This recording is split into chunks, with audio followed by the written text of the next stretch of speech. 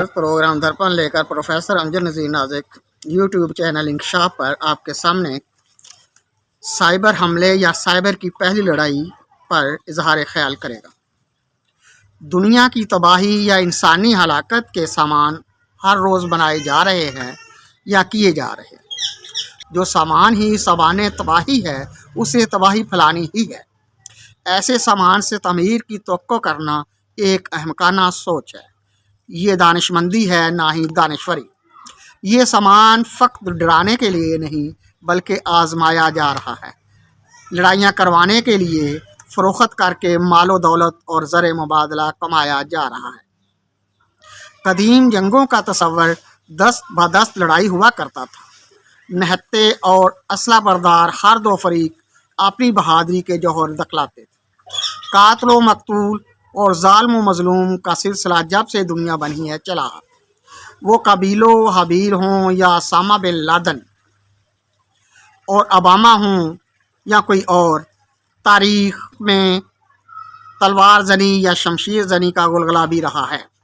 कुल्हाड़ियों, डंडों और संगबारी का दौर भी रहा है। तीर कमान और नेज़ों ने शोहरत की बुलंदियों को छुआ है। आतशगी मादों से हथियारों का जंगों में काम लिया गया है।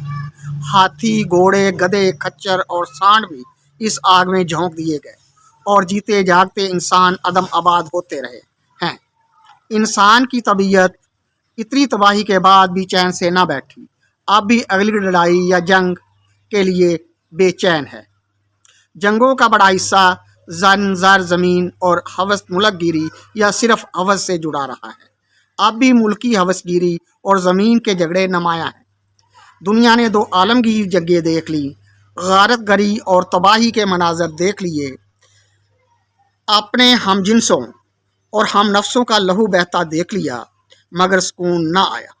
राकट, जंगी जहाज़ों और मज़ाइलों से बम बरसाए गए, जौहरी हथियारों से क़यामत बर्पा की गई। बेकरारी किसी कल करार आशना ना हुई। कभी जंग तहव्वुर अमेज जलवों का मज़ाहरा हुआ करती थी। शजाअत और बहादुरी के जौहर दखलाए जाते थे। अब की जंग बहादुरी और वलवले से खाली और आज़ाद है। कौन मर गया और क्यों मर गया या कैसे मर गया, इन सवालात के जवाबात तलाश करना कुछ मानी नहीं रखता। जो हालिया दिनों में जदीद टेक्नोलॉजी का इस्तेमाल करके इंसानों की हलाकत का नया तमाशा जारी है। अब के डिजिटल या इलेक्ट्रॉनिक सिग्नल का इस्तेमाल किया जा रहा है। यहाँ तक कि पबजी एक इलेक्ट्रॉनिक गेम या खेल है, उसे भी इस्तेमाल किया जा रहा है ताकि तबाही व बर्बादी में कोई कसर बाकी ना रहे। कीमियाई हथियार, जहरीली गैसें, ये सब कुछ बराह रास्त दू बदू जंग के तस्वर को गैब करने के बड़े अनासर हैं। गुज़श्ता जंगों या लड़ाइयों का तकाबला मौजूदा दौर की जंगों से किया जाए तो एक ही पहलू मुश्तरक है, तबाही व बर्बादी, गारत गरी।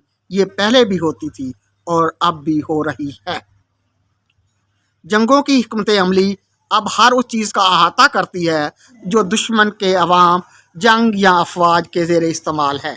सॉफ्टवेयर, एप्लीकेशन, प्रोग्राम हर जगह पर इस्तेमाल हो रहे हैं। ये तमाम अशिया उन आलात में भी हैं जो मैकेनिकल तौर से काम करती हैं। उन डिवाइसेस का लाजमी जुज़्व है जो इलेक्ट्रॉनिक तरीक़ा से अपना काम करके सहूलतों का मौजूद हों। कंप्यूटर्स, मोबाइल्स या इस तरह के दूसरे आलात दौरे हाज़िर में हर काम ऑनलाइन और कंप्यूटर के तरीक़ा से सरअंजाम दिया जा रहा है। दुश्मन को मफलूज करने के लिए इससे बेहतर और क्या होगा कि उसके मवासलाती और प्रोग्राम आलात को नाकारा कर दिया जाए और उसके साथ जानी नुकसान भी हो जाए। तो और क्या चाहिए? माली नुकसान तो होना ही है। दुश्मन के छक्के छड़ाने के लिए मुतहारक गिरोह घर बैठे ये काम कर सकते हैं, जिसमें IT यानी मसनूई ज़हानत का इस्तेमाल ही काम आएगा, ना कि जिस्मानी और अफरादी बहादुरी। अब ज़मीनी हक़ाइक़ ये है, इसराइल के ख़िलाफ़ लबनान, फ़लस्तीन के आज़ादी पसंद मुतहारक गिरोह, हमास, शाम, ईरान वगैरह हम बरसरे पैकार हैं। इनमें इसराइल के पास सॉफ्टवेयर या मसनूई ज़हानत या कंप्यूटर टेक्नोलॉजी की ऐसी तरक्की याफ्ता और गैर मामूली सलाहियत है जो दूसरे ममालिक के वहम व गुमान में भी नहीं। इस सलाहियत का मुज़ाहरा करके वो अपने दुश्मन गिरोहों या ममालिक के रहनुमाओं और सरकर्दा लीडरों को बराह रास्त निशाना बनाकर अपनी बरतरी का सबूत दे चुका है। تشویش کی بات یہ ہے اس نے سائبر کے ذریعے انسان میں حزب اللہ کو بری طرح نقصان پہنچایا ہے۔ دستیاب معلومات کے مطابق اسرائیل کا سائبر حملہ غیر متوقع اور ناقابل یقین ہے، لیکن ایسا ہوا ہے، یقین نہ کرنے کی کوئی وجہ نہیں۔ ہوا یوں کہ حزب اللہ کے زیر استعمال مواصلاتی آلات پیجز کو اسرائیل نے تہس نہس کر دیا، ان میں آگ لگ گئی۔ وہ افراد جن نے یہ آلات برائے استعمال رکھے ہوئے تھے زخمی ہو گئے، جانی اور مالی نقصان ہوا، اور یہ حزب اللہ کے لیے شدید دھچکا تھا۔ یہ آلات موبائل کی طرح ہی کام کرتے ہیں، مگر خاص حفاظتی پرائیویٹ پہلو سے محفوظ ترین خیال کیے جاتے ہیں۔ موبائل فون جلد مقام کی نشاندہی کر دیتا ہے، یعنی موبائل فون سے استعمال کنندہ کو لوکیٹ کرنا آسان ہے، جس سے دشمن کے حملے کا نشانہ بننا آسان ہو جاتا ہے۔ یہی وجہ ہے موبائل فون کے استعمال کے بجائے پیجز کا استعمال محفوظ خیال کیا جاتا ہے۔ کہا جاتا ہے پیجز پر ہونے والی بات چیت کو ہیک کرنا یا سننا بہت مشکل کام ہے، لیکن اسرائیل نے یہ سب رابطے معلوم کر لیے اور کسی جدید اور ترقی یافتہ سافٹ ویئر کو استعمال کرتے ہوئے ایک ہی وقت میں سائبر حملہ کر دیا، جس سے تمام پیجز میں آگ لگ گئی۔ یہ وہ ٹیکنالوجی ہے جو ابھی تک کسی کے علم میں نہیں آئی، خصوصی طور پر کسی ملک کی دسترس میں نہیں کہا جا سکتا وہ صرف اسرائیل ہی کی ہے یا کوئی اور ملک بھی اس کی یعنی اسرائیل کی پشت پناہی کرنے والا ہے۔ عالمی طاقت USA نے اس سے لاعلمی کا اظہار کیا ہے۔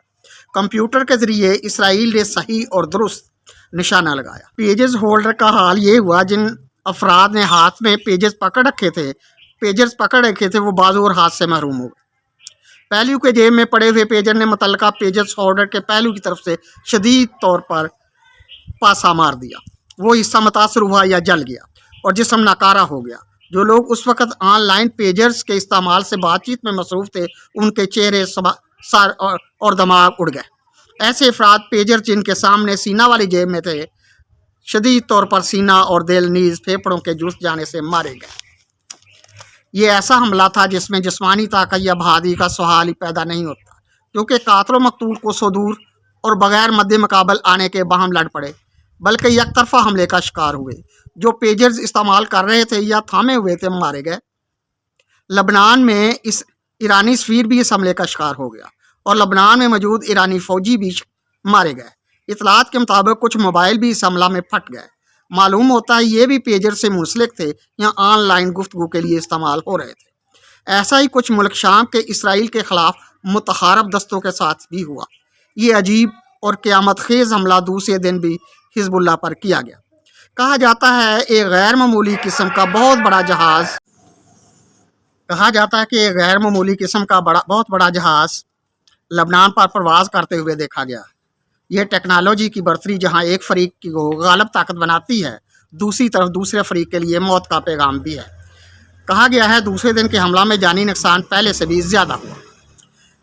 اس سائبر حملے کا شکار ہونے والوں میں وائرلیس سیٹ، واکی ٹاکی اور وہ تمام آلات جو عالمی مواصلاتی نیٹ ورک سے منسلک تھے شامل ہیں۔ کہنے کی یہ بات ہے تباہ کن IT ٹیکنالوجی صرف پیجرز تک محدود نہیں بلکہ بے حد و حساب مار کرنے کی صلاحیت رکھتی ہے۔ یہ حملہ ریڈیو سیٹ پر بھی ہو گیا، حالانکہ اسے محفوظ ترین سمجھا جا رہا ہے۔ سولر پینل پھٹ گئے اور یہ سولر پینل بھی صرف ان لوگوں کے تباہ ہوئے یا جل گئے یا پھٹ گئے جو حزب اللہ سے متعلق تھے۔ یہاں تک حاضری لگانے والے دوسرے فنگر پرنٹ سے استعمال ہونے والے آلات بھی اس حملے سے جل گئے۔ معلوم ہوا ہے جنگ اب روایتی جنگ نہیں رہی، کمپیوٹر ہدایتی جنگ بن گئی ہے، جسے آپ انگریزی میں war directed and controlled by computer کہہ سکتے ہیں۔ PUBG ایک کمپیوٹر گیم ہے جو بچے بھی کھیلتے ہیں۔ پاکستان میں ستمبر 2024 میں پولیس اور انٹیلیجنس کے علم میں یہ بات آئی کہ شدت پسند افغانستان میں موجود افراد سے PUBG کے ذریعے میچنگ سروس استعمال کر رہے ہیں، جس کی وجہ سے ان کی نشاندہی نہیں ہو رہی تھی۔ ان رابطوں کی وجہ سے بہت نقصان ہوا۔ المختصر IT کے استعمال نے روایتی جنگ کا نقشہ بدل کر رکھ دیا۔ تباہی کے لیے साइबर जंग जारी है। वही तरक्की जो इंसान और जदीद नस्ल की महबूबा बनी बैठी है, उसे तबाह करने का सामान भी लिए फिरती है। अब पानीपत की पहली या दूसरी जंग नहीं होगी, तारीख में लिखा जाएगा साइबर की जंग अव्वल, साइबर की जंग दोम वगैरह वगैरह, या साइबर की जंग सालस वगैरह।